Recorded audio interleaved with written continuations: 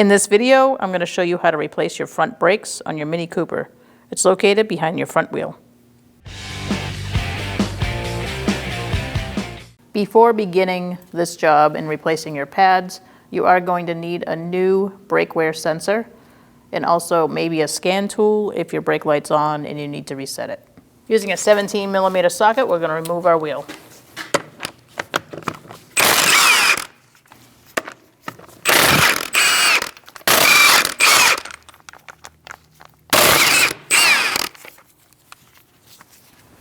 Let's remove our wheel.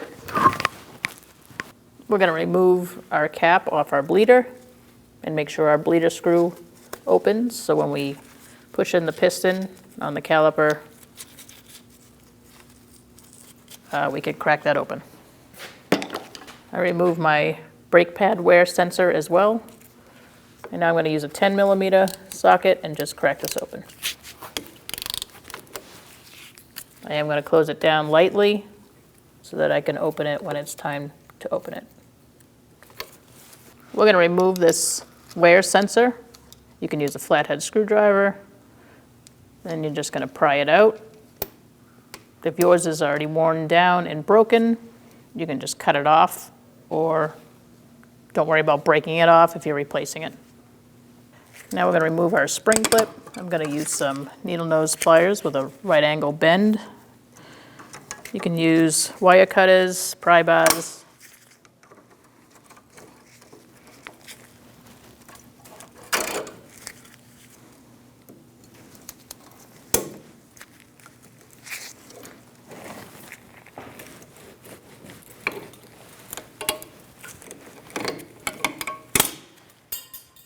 Using a 7mm Allen wrench, we're going to remove our slide pins.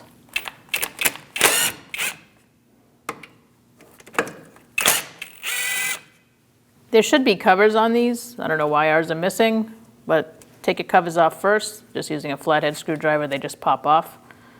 And when you're done, put them back on.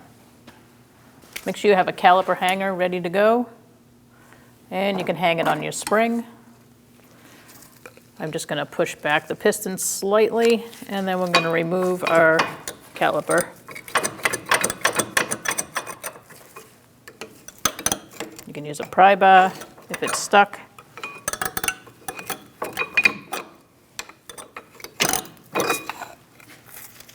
Once you remove it, you can hang it up. You can remove your front pad. And now we're going to remove the bracket. Using a 16mm socket, we're going to take out this bolt and also this one.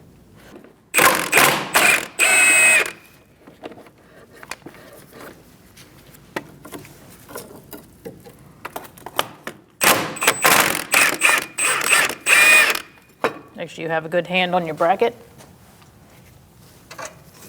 We're going to remove your bolts and your bracket. We're going to use a T50 and remove this screw. And now we can remove our rotor. And we're going to clean the surface with a wire brush and put some anti-seize on it. Using a wire brush, just clean it up, make sure there's no rust. Clean it off with a little brake parts cleaner. Once that's dry, you can add some anti-seize. I'm using the spray kind. Now we're going to put our rotor on. Make sure you're lining it up where your screw goes. And you can get that started.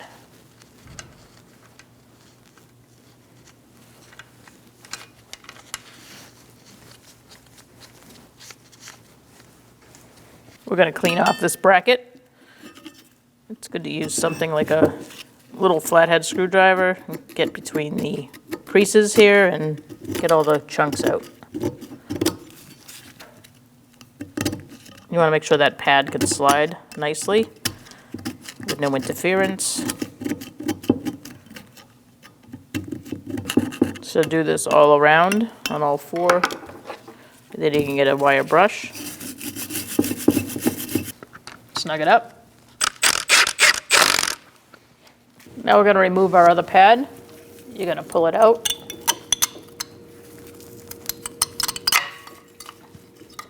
like that. And now we're going to take out our slides and clean those up. That's what these are.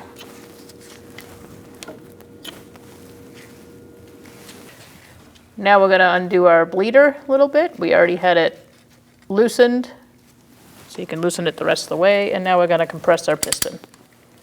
Make sure you have a drip pan below to catch your fluid.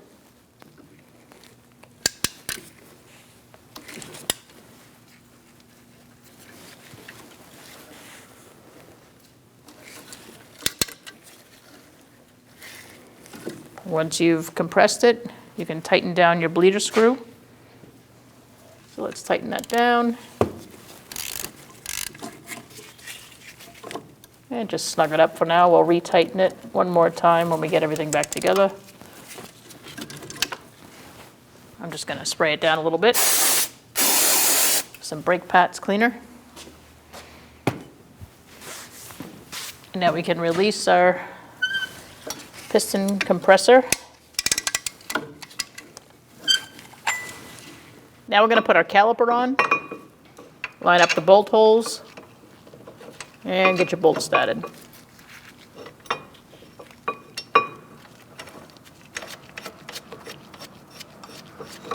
Do the top as well.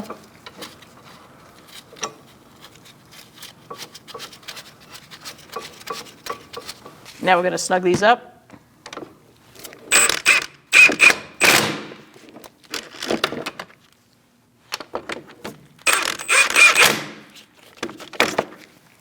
Let's torque this to 81 foot-pounds. And the one on the bottom as well. Now we can put our pads in. Let's put our pad in. You're just going to line it up, push it in. Like that. Put your other pad on the other side. And now you can slide this on like that and get your slides started. You want to add some paste. Make sure your pins are clean and there's no rust. And now we're going to put our slides through. I put paste on my slides as well.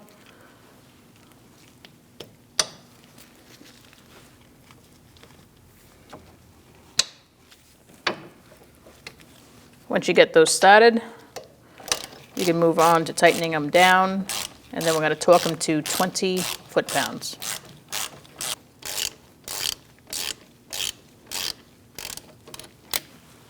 So now that we've tightened those down, we're going to torque them to 20 foot-pounds. The same on the top. And now we're going to put our caps on our slides.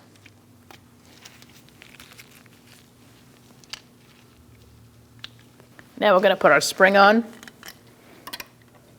push it in, get it started, do the same in the bottom.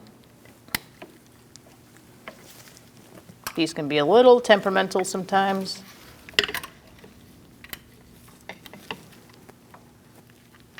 So get it started down there and then push it in the rest of the way. If you use the caliper hanger, now's a good time to take that out, and we're going to install our brake wear sensor next. Line up your sensor. Make sure you have that bump on the outside, the same way you took it off. And you're going to push this in to the pad. Apply pressure and have it slide in. If you need to, gently use a punch and just give it a little tap until it bottoms out.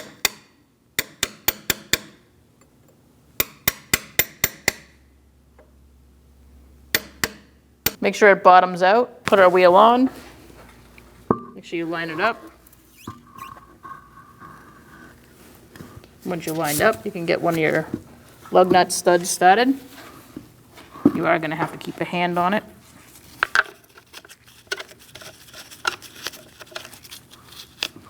And continue the way around. Let's tighten it up. We're going to do it in a crisscross manner. Walk the wheel up. Make sure it's flush.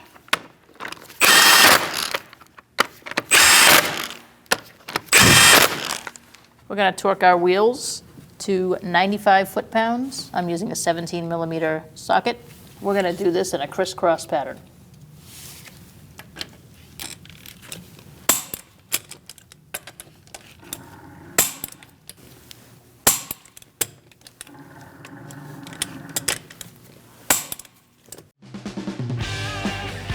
When only the best will do, demand TRQ. The only company that lets you view before you do. TRQ is committed to offering the highest quality aftermarket auto parts that are engineered for peace of mind. Thanks for using and viewing with TRQ.